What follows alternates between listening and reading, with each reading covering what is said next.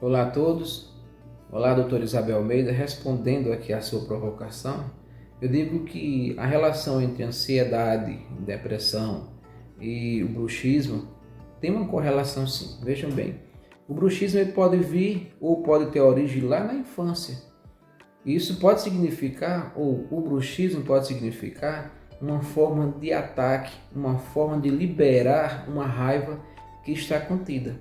Quando nós somos crianças, que no momento que nós estamos na fase de nascer os dentes, é a fase oral, uma das fases psicossexuais de Freud. Quando a criança está nascendo o dente, existe um prazer aqui na boca, nós chamamos de fase oral. E ao triturar um alimento, é uma forma, ou a pessoa que está triturando, a criança que está triturando esse alimento, ela está expressando uma raiva, expressando uma certa agressividade, né? Freud dizia o seguinte: a fase oral é uma espécie de uma fase oral sádica, é uma revolta contra si mesmo.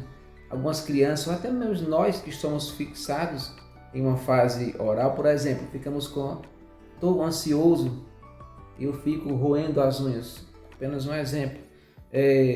Uma forma também, pessoas que fumam, o prazer está aqui. Mas com relação ao bruxismo, a situação de deslizar os dentes um em cima do outro e assim decompor os dentes, a pessoa está expressando uma raiva contida, uma raiva aqui guardada. Também quando a pessoa dorme, que o bruxismo se expressa durante a noite, é uma forma de proteção. Quando eu prendo os dentes, eu estou me protegendo. Tem pessoas que dormem com as mãos fechadas. Nós chamamos isso de psicossomática, né? A forma que essa angústia, essa agressividade, ela está sendo expressada é, por exemplo, com o bruxismo. Algo também interessante, quando observamos as crianças, quando a defesa é o ataque, quando elas vão se defender de alguém, elas vão mordendo, entendeu? Os dentes significam nossas garras, significam nossa defesa. Então a ansiedade é uma forma de descarrego em nosso corpo, é uma forma de uma angústia, de expressar uma angústia através do bruxismo. E com relação à depressão e o bruxismo, muitas pessoas que estão com a depressão pode ser uma mágoa guardada, a depressão pode ser uma agressividade guardada que não foi expressa, não foi colocada para fora. O que é que acontece? Você como não coloca para fora, você se auto-agride, você joga tudo para dentro. Assim você pode criar o ato de deslizar um dente sobre o outro, provocando uma autoagressão, entendeu?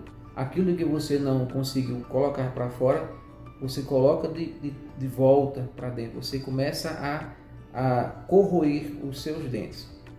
Parabéns, doutora Isabel, por observar isso. Você não está querendo tratar apenas a doença, mas a causa, por que isso está acontecendo. Qual a forma do tratamento, né? Claro que também que o bruxismo pode ser hereditário, nas minhas pesquisas, mas a maioria é algo emocional, entendeu? Quando você tem que tratar primeiramente a sua cabeça, porque quando você dorme com isso aqui enrijecido, o ato de você enrijecer, entendeu, as suas mandíbulas é uma proteção, é uma raiva. Observe, quando eu estou com raiva de alguém, eu expresso essa minha raiva através dos meus dentes. Eu queria pegar, eu queria apertar, só que eu não consigo fazer isso. Então, à noite ou qualquer outro momento eu possa fazer isso aqui. Então, isso aqui é a forma que o seu corpo exterioriza, a forma que o seu corpo fala, a forma que você põe sua raiva, a forma que você põe as suas mágoas para fora.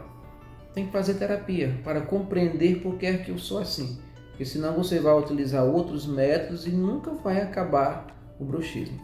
Faça terapia, tenha uma qualidade de vida. Parabéns, Isabel.